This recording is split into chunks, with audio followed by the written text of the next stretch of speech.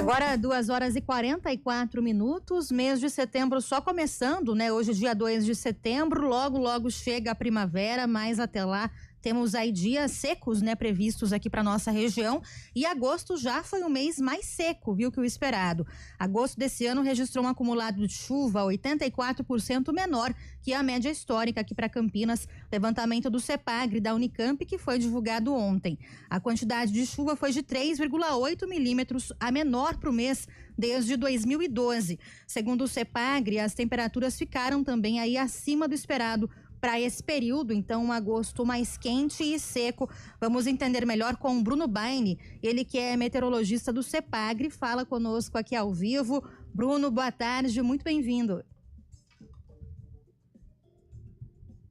Olá, muito boa tarde para vocês do estúdio, muito boa tarde também para todos que estão acompanhando o programa. Bom, Bruno, esses números oficiais aí da chuva em agosto, então, né, mostram essa queda bem acentuada. Como é que eles se comparam com a média histórica aqui na região e por que isso aconteceu nesse ano? Bom, agosto já é tipicamente o mês mais seco do ano em termos de números de dia de chuva e também do acumulado mensal. Em geral, a gente espera aí cerca de 13 dias de chuva, um acumulado em torno de 25 milímetros no mês, o que já não é muita coisa.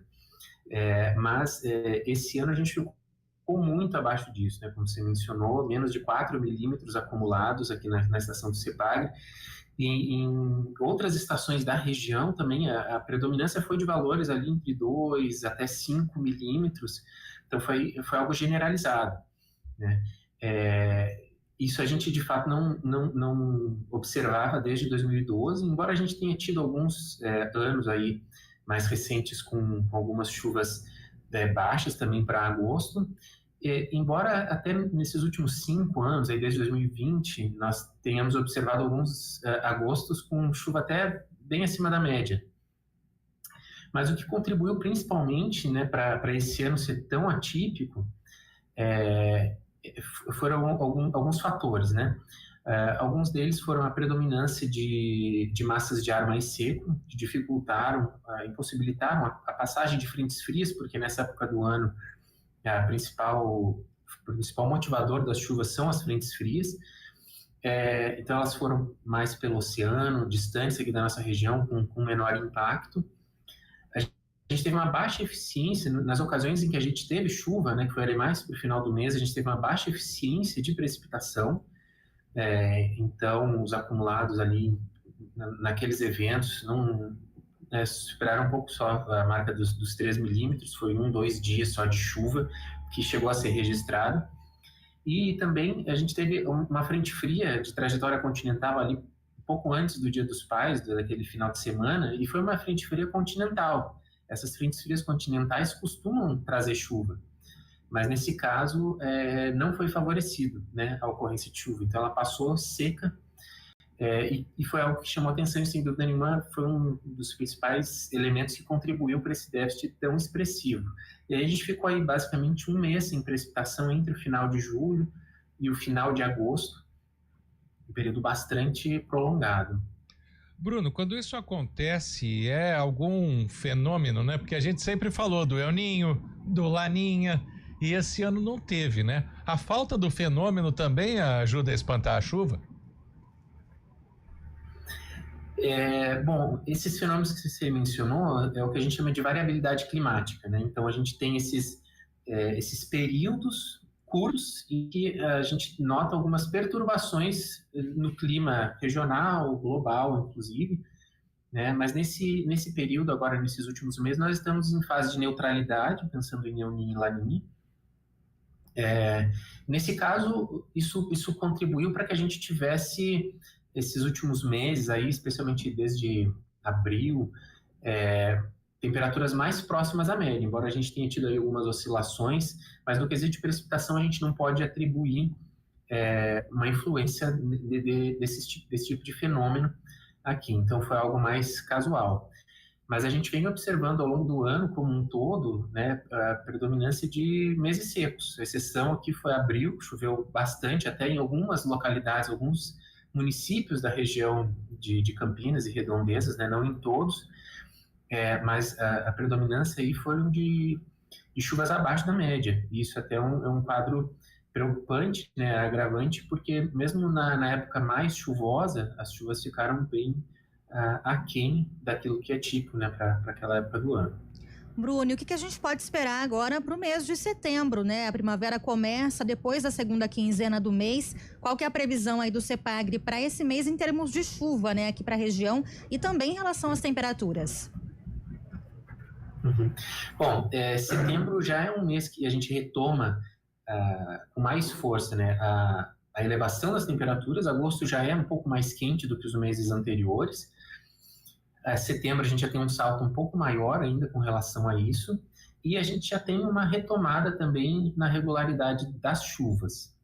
O que a gente espera aí para o mês, né? A gente tem expectativa de chuvas em torno da média climatológica, talvez um pouco abaixo, tá? A média de chuvas, agosto, 25 milímetros, setembro, isso já passa para 60 milímetros, né? Então já é um salto bastante expressivo, e um número de dias de chuva também maior. Isso falando em termos típicos, né? E as temperaturas também já ficam mais altas, mínimas aí em torno de 16 graus Celsius, máximas em torno de 28, 29 graus Celsius. O que a gente espera para essa primeira quinzena? Que ela deve ser mais quente e seca em relação a essa média. Então, principalmente para a semana que vem, a gente tem expectativa de temperaturas bastante elevadas. Final de semana talvez dê uma amenizadinha, uma frente fria que passa pelo oceano, não deve causar impacto expressivo nem na questão de chuvas, não tem expectativa de chuva até o momento, e nem nas temperaturas, a não ser por uma atenuação no calorão, que a gente já deve observar e se intensificando até o final dessa semana.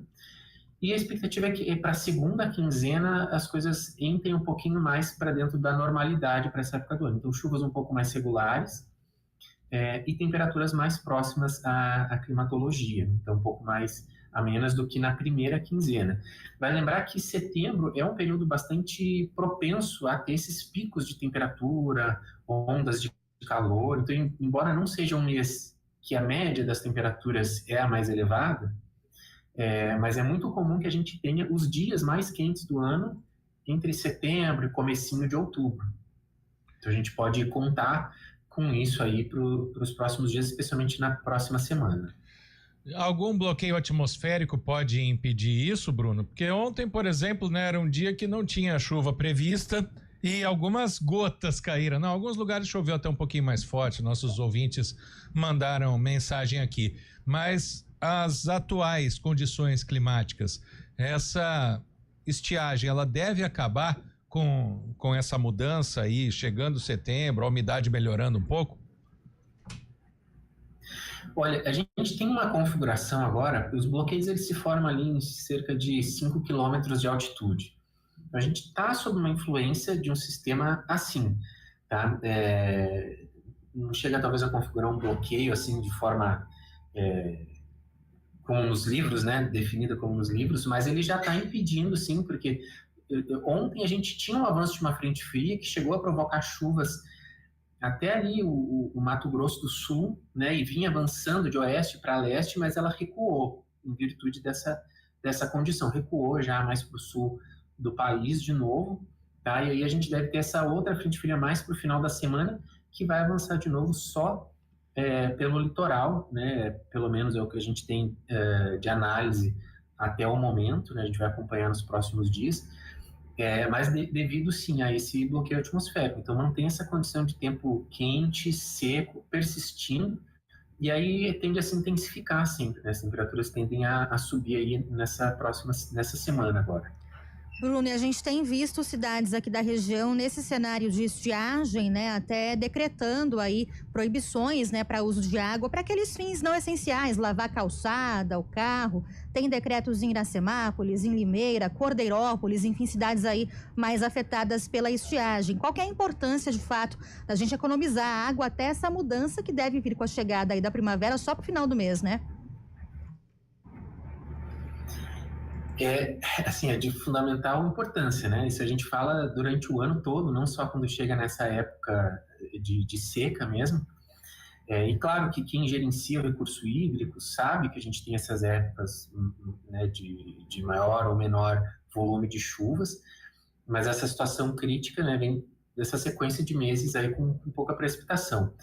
E é imprescindível que as pessoas se conscientizem quanto a isso, né? Então, desde seus afazeres domésticos, limpeza, uso de máquina de lavar, evitar o desperdício de água. Então, você tem aí, por exemplo, programas nas máquinas de lavar que fazem um enxágue só, ao invés de 2, né? Isso já economiza aí algo da ordem de 100 litros de água. Nossa. Né? Então, é algo fundamental. Ou até reusar essa água da máquina para limpar a calçada, né? E minimizar isso. Às vezes, uma vassoura já é suficiente, né? Para tirar aquelas folhas que ficam acumuladas, aquela poeira mais superficial, e tem que assumir, né? Que a gente tá nessa situação de mais escassez, que a gente precisa economizar, né? Então, isso na verdade é um princípio que se aplica a várias esferas da vida, né? Desde as finanças até os recursos hídricos. Então, é importante que a gente se conscientize disso, que as pessoas se atentem a isso. A gente vê, não é raro da gente ver, né?